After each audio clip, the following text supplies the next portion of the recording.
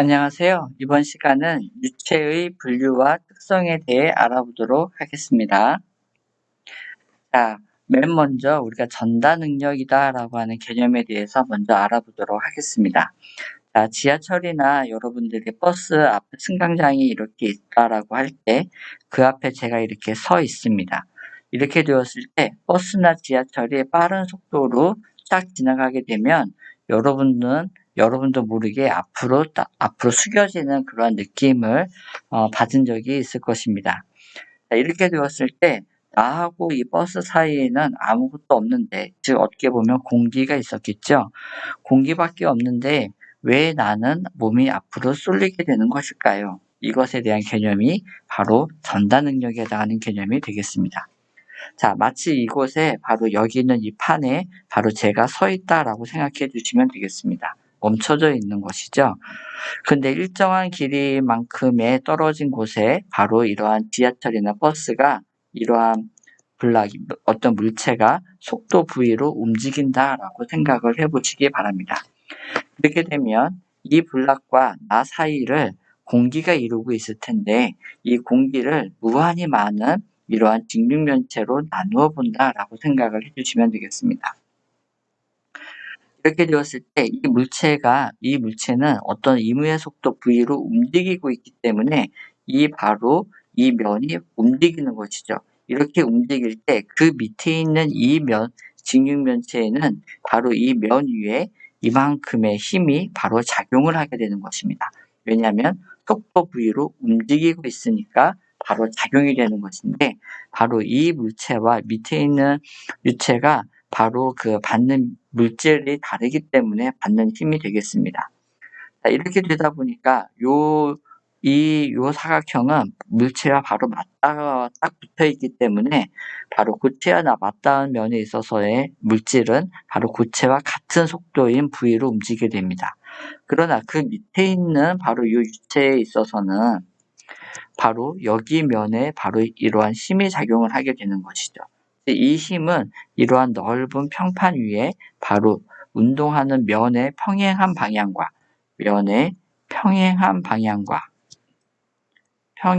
방향으로 작용하는 힘을 받게 됩니다. 이러한 바로 힘이 바로 마찰력이 되는 것이죠. 그래서 이 면에 작용하는 이 마찰력으로 인해서 얘는 움직이지만 그 밑에 있는 단계에서도 또 똑같은 동일한 종류의 마찰력이 바로 그 밑에 있는 여기에도 작용을 하게 됩니다. 이런 것들이 끊임없이 전달이 되어서 이 마찰력에 해당하는 힘이 쭉 전달이 되어서 나에게까지 다가오는 것입니다. 그렇게 다가와서 옆으로 닦아채니까 저는 앞으로 당겨지는 듯한 힘을 받게 되는 것이죠.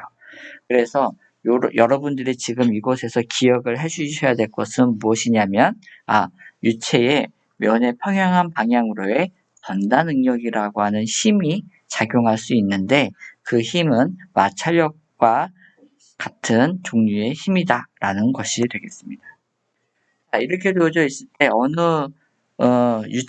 어느 물체든지 간에 이러한 풍선에다가 담아 놓고 나서 내가 힘을 주었다라고 생각을 해보게 되면 이 힘에 따라서 변형되는 정도가 다 다를 것입니다.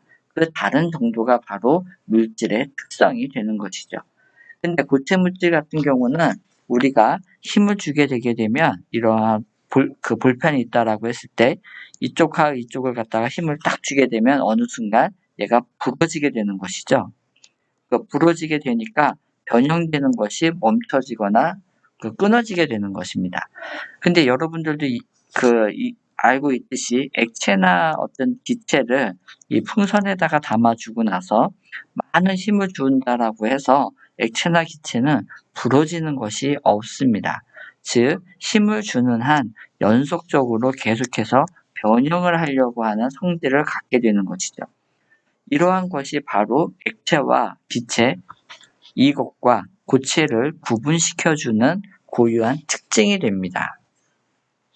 그래서 힘을 줄 때마다 얘는 계속해서 변형하려고 하는 성질을 갖고 있다라는 그런 의미로 액체와 기체를 합쳐서 우리가 유체라는 말로 부르게 됩니다. 이 바로 유체라는 의미가 뭐냐면 흐르는 물질이다라는 개념이 되겠습니다. 자, 지금 여기 있는 이것은 이 유튜브 동영상을 여러분들이 꼭 시청을 해주셨으면 될 텐데, 이거를 보시면서 주안점을 가지실 것은 무엇이냐면, 일반적인 물이라고 하는 액체는 우리가 걷게 되게 되면 걸을 수가 없습니다. 즉, 그대로 빠져버리죠. 근데 이 물에다가 어떤 물질을 섞은 이러한 혼합물의 경우에는 우리가 빠지지 않고 그대로 걸을 수가 있다라고 하는 것을 여러분들이 확인해 보실 수가 있을 것입니다. 이걸 통해서 여러분들이 주의할 건 뭐냐면 바로 물을 위로 걷는다라고 하는 것은 무엇이냐면 우리가 물 위 표면에다가 어떤 힘을 작용한다라고 하는 것이 되겠고요. 이걸 작용을 하게 됨에 따라서 우리는 바로 전달 능력이라고 하는 힘을 바로 이 유체에다가 가해주게 되는 것입니다.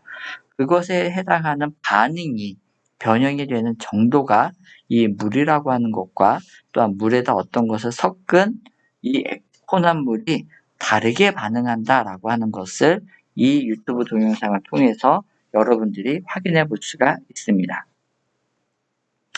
자, 앞에서와 같이 이 유체의 변형과 흐름에 대한 이런 것들을 연구하는 분야를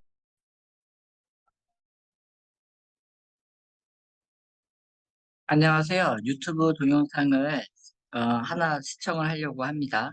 여기에 보시는 바와 같이 여기는 하나의 그 풀장이 있습니다. 풀장이 있어서 지금 이 여자분이 이 풀장이 있는 물 위를 걸으려고 하는 것입니다. 과연 걸을 수가 있을까요? 라고 생각을 하면 우리는 쉽게 빠진다라고 하는 것을 알 수가 있겠죠. 자, 그런데 이것에 있어서 빠지지 않을 수 있는 방법이 있습니다. 그것이 무엇이냐면 바로 이제 물에다가 이제 어떤 것을 섞는 것이 되겠습니다. 이 동영상에서 보다시피 한 8,000리터 되는 어떤 물질을 즉 어떻게 보면 밀가루 반죽이 되겠는데요. 이것을 섞은 물을 가지고 자 해놓은 다음에 이제 실제로 그 위를 걸어보게 되면 지금과 같이 걸을 수가 있게 되는 것입니다. 그래서 여러 사람들이 이제 와서 이 그 유체 위를 이 밀가루가 반죽된 이 물을 지금 걷고 있는 것이 되는 것이죠. 자, 이렇게 되었을 때 과연 여기에서 어떻게 그 물에 빠지지 않고 여기에 액체에 빠지지 않고 과연 걸을 수가 있게 되는지가 바로 핵심 포인트가 되겠습니다. 지금은 이 장면을 한번 잘 봐주시면 되겠는데 바로 밑으로 발이 그 수면 위에서 눌리킴을 할 때 과연 그 짝 밑으로 늘어가지만 그러나 바로 그 유체가 버티고요. 다음 발을 뜰 때까지 그것이 빠지지 않는다는 걸 알 수가 있죠. 근데 이 어린아이처럼 쭉 가다가 넘어졌어요. 넘어져 가지고 있게 되어서 멈춰지게 되는 순간에 가만히 있게 되게 되면 바로 이렇게 빠진다는 것을 알 수가 있습니다. 그래서 점핑, 즉 움직이는 동안에는 계속해서 빠지지 않고 버틸 수가 있고요. 자전거를 타도 빠지지 않습니다. 근데 그러다가 어느 순간에 이제 빠지게 되게 되면 멈춰지게 되면 그 자리로 그대로 빠진다는 것을 알 수가 있죠. 그거를 이 동영상을 통해서 여러분들이 확인해 주시면 되겠습니다. 해서와 같이 이 유체의 변형과 흐름에 대한 이런 것들을 연구하는 분야를 우리는 레올로지라고 하는 말로 부르게 됩니다. 그리고 물체마다 이 가해진 힘, 즉 전달 능력과 변형률의 관계가 다 다른데 이러한 관계들을 나타내는 것이 우리는 물질 함수라는 말로써 쓰게 됩니다. 이것에 대한 대표적인 형태가 바로 이와 같은 형태로 나타나게 됩니다. 즉 여기서 말하는 타우가 전달 능력에 해당하는 것이고요. 바로 이것은 어느 면에 작용하는 힘이라고 해서 면적장의 힘이 되니까 단위는 파스칼이 되겠고요. 여기에 해당하는 감마닷이라고 있는데 이게 바로 감마가 되겠습니다. 감마. 자, 근데 감마 위에다가 닷을 표현하는 이것을 우리는 전달 속도다라는 말로 부르게 됩니다. 그리고 이 전달 속도의 개념은 바로 속도를 거리에 따라 미분한 양이다라는 것으로 변형이 되는데 이 바로 전달 속도가 변형률에 해당하는 개념이 되겠습니다. 자, 보시면 알겠지만 이게 속도가 되겠고요. 속도 나누기 거리 차원을 갖기 때문에 속도는 미터 퍼 세크가 되고 거리는 미터가 되니까 지워지게 되니까 시간의 세크 분의 1에 해당하는 차원을 갖는다라고 하는 것을 아실 수가 있겠죠. 자, 이것을 바로 전단 응력을 Y축, 즉 이것이 무엇이냐면 가해진 힘에 해당하는 부분이 되겠고요. X축은 뭐냐면 전단 속도라 그래서 변형률이다라는 것으로 여러분들이 이해해 주시면 되겠습니다. 자, 이렇게를 놓고서 사람들이 측정을 해보니까 이와 같은 모든 유체들은 이와 같은 4가지 그룹으로 묶을 수 있었다는 것입니다. 제일 먼저 이 뉴토니안 유체다라고 불리는 이것은 무엇이냐면 힘이 가해지게 되면 어느 정도 변형을 하지요. 근데 힘이 2배가 가해지게 되면 변형이 되는 정도도 2배로 늘어나는 것. 즉 변형이 되는 이 기울기가 일정한 유체다라고 하는 것입니다. 기울기가 일정한 유체. 자, 그리고 여기서 한 가지 중요한 것. 이 바로 기울기에 해당하는 이 가해진 힘과 변형률, 즉 전단 응력과 전단 속도의 기울기, 이 기울기를 우리가 무엇이라고 정의하냐면 이것을 우리가 점도라는 말로 정의를 하게 되는 것입니다. 그리고 이 점도를 보통 여기서 나타내어져 있는 에타라고 부르게 됩니다. 이것이 에타라고 하는 그리스 문자가 되겠습니다. 자, 그런데 뉴토니안 유체의 경우에는 지금처럼 이런 직선의 관계를 갖게 되는 것이죠. 즉 점도가 일정한, 기울기가 일정한 유체니까 점도가 일정한 유체를 말하고 있습니다. 근데 다른 일반적인 물질들은 우리가 이러한 기울기가 바로 일정하지 않은 것들도 있다라고 하는 뜻이 됩니다. 자, 지금 여기서 이제 살펴보면 알 수 있듯이 자, 여기 있는 이와 같은 물체는 어떤 물체냐면 힘이 처음에 들었을 때는 요만큼의 변형을 했습니다. 근데 힘이 가해지면 가해질수록 이 변형되는 정도가 작아졌습니다. 작은 만큼 변했어요. 그걸 알 수 있는 것이 무엇이냐면 바로 여기에 나와 있는 기울기가 감소가 됐다라고 하는 뜻입니다. 즉 얘는 무엇이냐면 기울기가 감소가 된다라는 뜻입니다. 힘이 가해지면 가해질수록 변형률이 작아진다라는 말하고 똑같은 것이고요. 이렇게 변형이 되는 유체를 우리가 슈도 플라스틱이라고 부르게 되겠습니다. 이와 반해서 요와 같은 것도 있습니다. 이 딜레이턴트라고 불리는 이 유체는 초반에는 힘이 가해지게 되면 변형률이 작습니다. 변형률이 작다라고 하는 얘기는 바로 이 기울기가 작다라는 뜻이 되는 것이죠. 근데 힘이 가해지면 가해질수록 이 기울기가 이만큼으로 증가하는 것을 알 수가 있습니다. 슈더 플라스틱은 기울기가 감소하는 반면에 딜레이턴트는 이 기울기가 증가한다라고 하는 것을 알 수 있죠. 즉 딜레이턴트는 기울기가 증가하는 것입니다. 증가. 그래서 이 기울기가 점차 증가한다는 의미는 뭐냐면 힘이 가해지면 가해질수록 점도가 증가한다라는 의미가 되겠고요. 이 슈더 플라스틱은 힘을 가해지면 가해질수록 점도가 감소하는 물질이다라고 이해해 주시면 되겠습니다. 자, 마지막으로 우리가 그 힘을 딱 주어도 어느 일정 순간까지는 그 유체가 움직이지 않는 것이 있습니다. 그러한 유체가 우리를 불러서 빙햄 유체다라는 말로 부릅니다. 이게 무슨 말이냐면 여기 정도까지 되죠.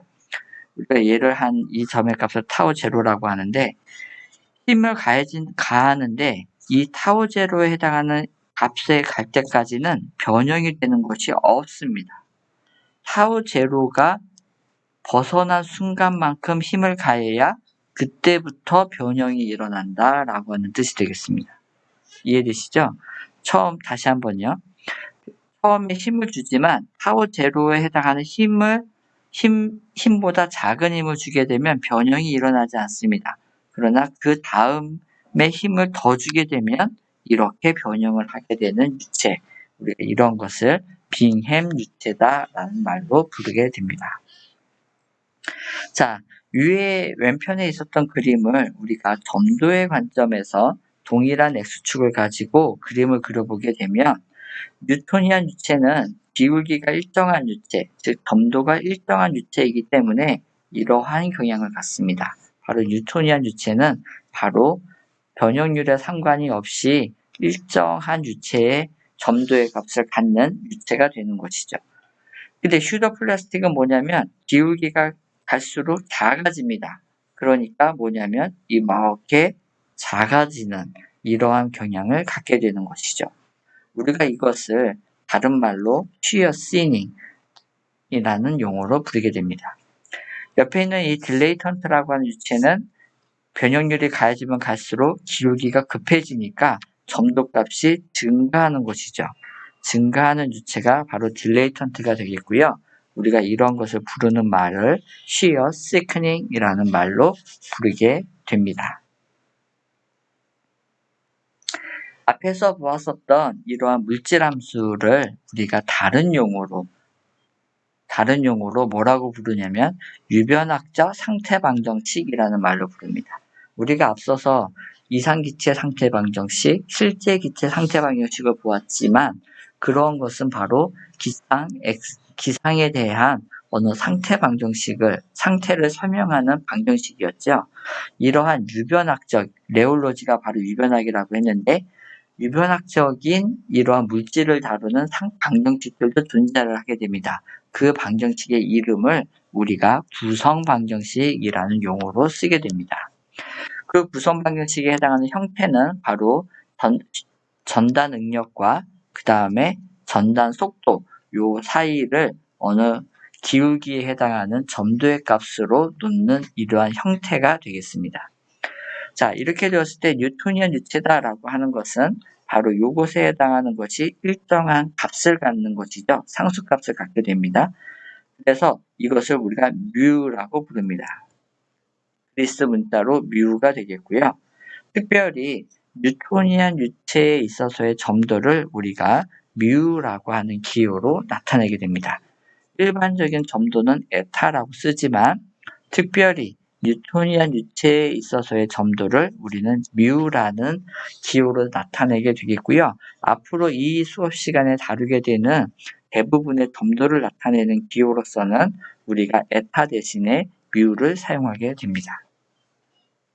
자, 다음에 이 파워로라고 하는 유체가 있습니다. 이 로는 이것은 뭐냐면 바로 슈더 플라스틱과 뉴토니안 유체와 그 다음에 딜레이턴트에 해당하는 이 세 가지 유체를 하나의 식으로서 나타낸 것이 되겠습니다. 그랬고요. 이것에 해당하는 주안점은 바로 여기에 해당하는 이 점도를 바로 이러한 지수 방정식으로 나타내는 것이 되겠습니다. 그래서 감마 다시라고 하는 것은 우리가 이 값으로 이미 알고 있는 것이죠. 그거는 물질에서 가해지는 어떠한 그 측정되는 속도에 따라서 정해지는 것이 될 텐데 바로 여기에 해당하는 m과 n 이것을 어떻게 결정을 해주는 거냐에 따라서 다른 점도 값을 갖게 되는 거다라고 이해해 주시면 되겠습니다. 그래서 이 세 가지의 모델에 있어서는 여기 있는 점도가 바로 일정한 값이 아니라 바로 전단 변형률에 따른, 즉 전단 속도에 따른 함수로 표현된 형태다라고 봐주시면 되겠습니다. 캐로 모델이나 야수다 모델의 경우는 다 그렇고요. 자, 여기 빙엠에 해당하는 모델이 있습니다. 빙엠에 해당하는 모델은 바로 이렇게 표현이 될 수가 있는데요. 일정한 힘까지 타우 제로라고 하는 곳까지 보다 힘이 작게 되면 바로 변형률이 제로가 되겠고요. 타우 제로보다 큰 힘을 가해지게 되면 이러한 식의 변형률을 갖게 된다라고 하는 것으로 나타낸 빙엠 모델이 되겠습니다. 이건 우리가 보통 HB 모델이라고 하는데 그냥 이러한 형태, 즉 빙엠 모델을 조금 더 위에 있는 지수 방정식의 형태와 결합한 형태다라고 봐주시면 되겠습니다.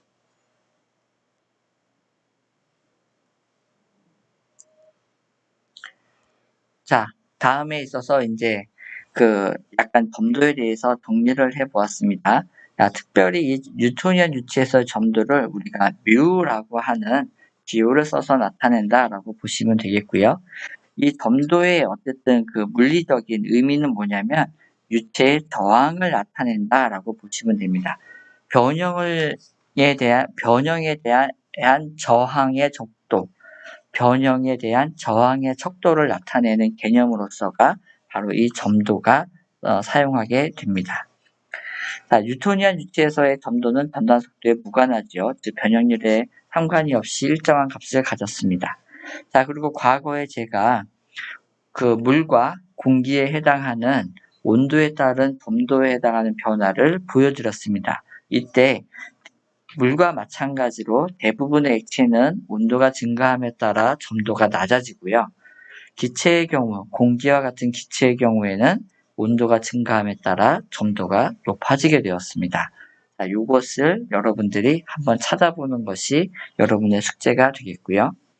이 점도에 해당하는 단위는 바로 CGS 단위기에서는 포화제, 또한 MKS 단위기에서는 파스칼 세타로 쓴다라고 하는 것을 여러분들이 충분히 아실 수 있을 것입니다. 자, 우리가 앞장에서 바로 이렇게 전단 응력과 전단 속도로 나타내었을 때 이 기울기니까 당연히 우리는 아실 수가 있습니다. 자, 기울기라고 하는 것은 바로 뭐냐면 전단 속도분의 전단 응력이니까 이것을 단위에 해당하는 걸로만 나타내게 되게 되면 위에는 파스칼이 나올 것이고요. 분모에는 1 나누기 세크가 될 것입니다. 그래서 우리가 파스칼, 세크 이렇게 유도가 된다라고 하는 것을 쉽게 확인해 보실 수가 있겠죠.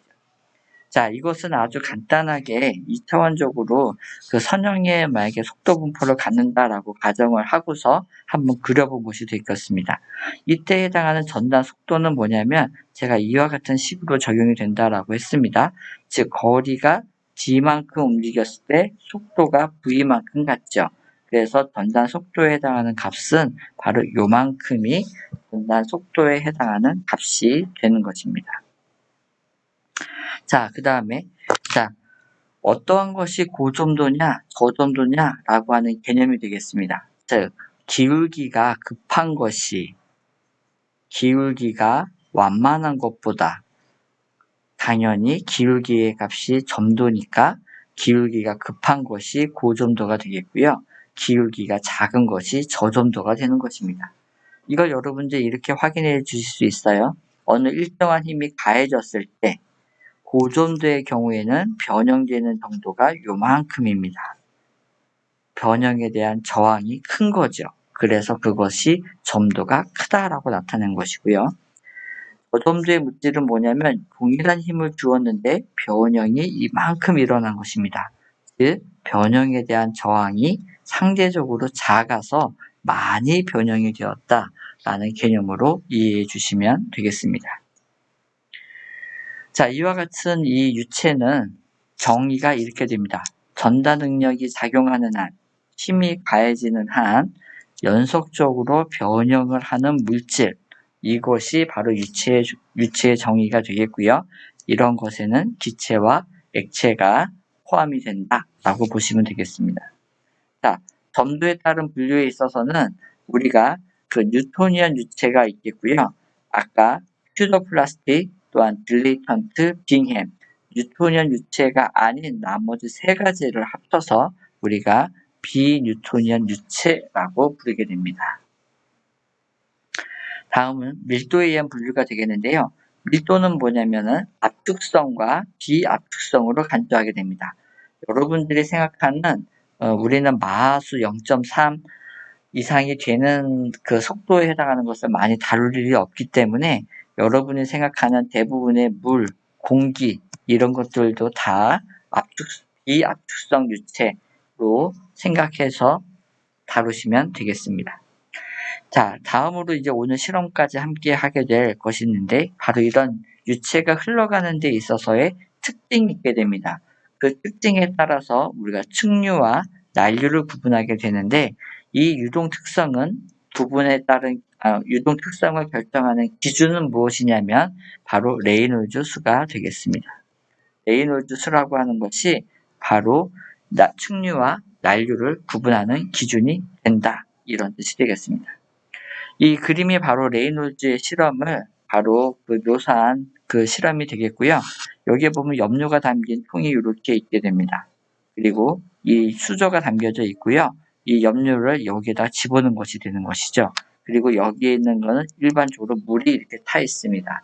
그래서 이 유량을 조절해 가면서 이 염료가 흘러가는 모습을 한번 관찰을 해본 것이 되겠습니다. 이 측류의 경우에는 뭐냐면 이 원통형 관에서 유선의 흐름이 뭐냐면 과연 이렇게 관의 내벽하고 평행하게 흐르는 흐름이 되겠습니다. 그러니까 위하고 아래가 평행하게 흐르니까 서로 섞이지가 않는 것이죠. 나중에 정의를 하겠지만 레이놀즈 수가 2100보다 작은 경우에 원통형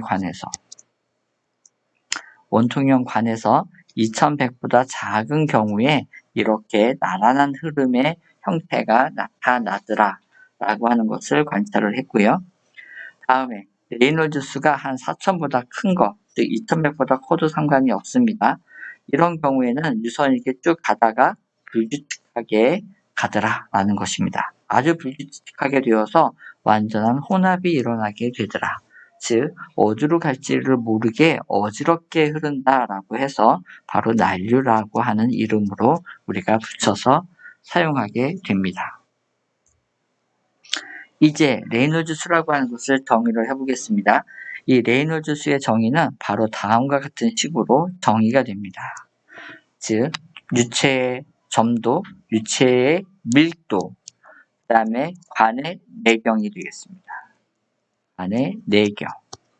우리가 이것을 사실은 특성 길이라고 부릅니다.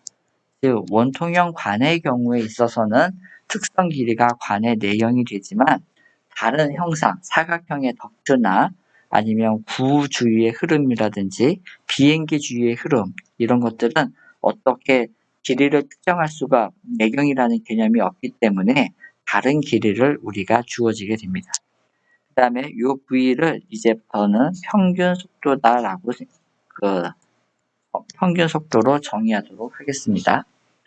자, 이렇게를 되게 되면 이렇게 정의된 수의 조합을 우리가 레이놀즈 수라고 하는 것으로 부르게 됩니다. 자, 먼저 첫 번째를 한번 살펴보아야 되겠는데요. 레이놀즈 수의 차원이 과연 무엇일까요? 라고 하는 것입니다. 자, 우리가 MKS 단위계로 한번 살펴보도록 하겠습니다. 밀도에 해당하는 것은 단위가 킬로그램 퍼 미터 3승이 되겠고요. 관의 내경 길이니까 당연히 길이에 해당하니까 미터가 되겠죠. 평균 속도는 미터 퍼 세크로 주어지게 됩니다. 다음 점도. 점도의 단위는 앞편에서도 보았지만 그 MKS 단위계에서는 파스칼 세크인데 얘는 킬로그램 퍼 미터 세크랑 동일하다라고 하는 것을 우리가 알고 있습니다. 자, 그렇게 하게 되면 킬로그램 퍼 미터 세크가 되는 것이죠. 자, 이렇게 되고 보니까 우리는 알 수가 있습니다. 킬로그램 지워지고요. 세크 지워지고요. 미터 3승이 하나, 둘, 셋 지워지게 됩니다. 즉, 얻어지는 것이 단위가 없는 것이 되겠죠. 우리가 이렇게 단위가 없는 수를 무차원수라고 우리가 부른다라고 하였습니다. 자, 그래서 레이놀즈 수의 경우에는 알 수가 있는 것이죠. 레이놀즈 수는 무차원수다. 단위가 없다라는 것입니다. 자, 이 레이놀즈 수의 물리적인 의미가 흔히 분모는 속도 V가 있기 때문에 또한 여기에 밀도가 있어서 밀도 안에 부피분의 질량이잖아요. 질량 곱하기 속도에 있기 때문에 관성이라고 하는 힘을 나타내게 됩니다. 다음, 분모의 경우에 있어서는 얘는 유체의 흐름에 대한 저항을 나타내기 때문에 점성력이다라고 하는 것으로 표현이 됩니다. 즉 레이놀즈 수가 크다라고 하는 것은 상대적으로 점성보다는 관성이 지배되는 흐름이다라는 뜻이고요. 레이놀드 수가 작다라고 하는 의미는 관성보다는 점성이 더 강한 힘을 작용하는 흐름이다. 이렇게만 이해해 주시면 되겠습니다. 다음 두 번째, 유체의 특성으로 인해서 주어지는 변수가 뭐냐라고 하는 것이 되겠습니다. 레이놀드 수에 있어서 유체가 결정이 되어지면 결정이 되어지는 것이 있습니다. 그것이 뭐냐면 바로 밀도하고 점도가 되겠죠. 이것들은 바로 물성으로서 유체가 결정이 되면 정해지는 것이 되겠습니다. 다음 세 번째, 시스템의 특성으로 주어지는 게 무엇이냐라고 하면 우리가 어찌할 수 없는 관의 내경 D가 되는 것이죠. 즉 원통형이다 라고 하는 것이 주어지는 순간 우리는 바로 이 관의 내경 D에 따라서 우리는 변화가 되지 않습니다. 자, 그러니까 과연 조절 변수, 우리가 레이놀드 수를 조절한다라고 한다는 개념은 뭐냐면 유체가 결정이 되어지고 시스템이 결정이 되어지게 되는 순간 바로 속도 V밖에는 없다라는 것을 알 수가 있습니다. 이것을 다른 말로 하면 유량을 조절하는 것이 되겠습니다. 이제부터 우리가 원통형 관에 대해서 아주 개괄적인 딱 설명을 드리려고 하는데요. 이렇게 원통형 관이 생겼다라고 보시면 됩니다. 여기에서 관의 내경이 D가 되겠고요. 요것에 해당하는 단면적, 내경이 D인 원통형 관의 단면적을 ACS라고 하겠습니다.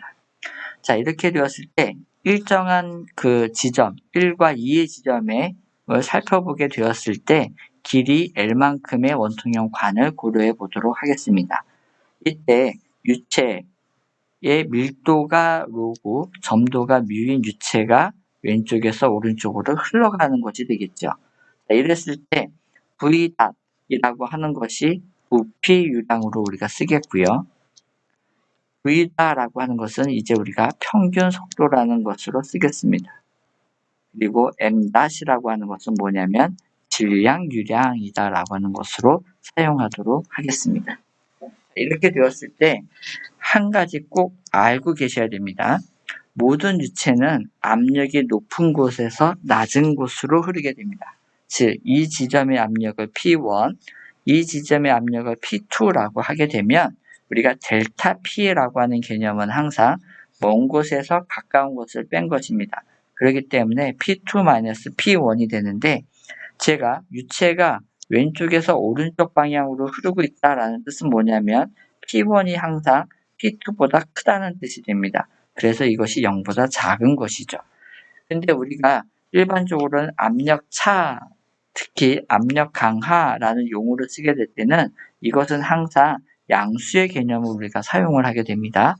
그래서 이 델타 P하고 구별되어 쓰게 하기 위해서 제가 스타라고 하는 것을 위에 붙였습니다. 그래서 이것은 큰 압력에서 작은 압력을 뺀, 그래서 0보다 크게 만든 이 델타 P를 우리가 압력 강하라는 용어로 기호로 사용하도록 하겠습니다. 그 다음에 기본 방정식이라 그래서 아주 기본적인 네 가지 관계에 대해서 여러분들에게 먼저 정의를 하고자 합니다. 단면이 D인 원의 단면적은 4분의 파이 D제곱으로 알게 됩니다.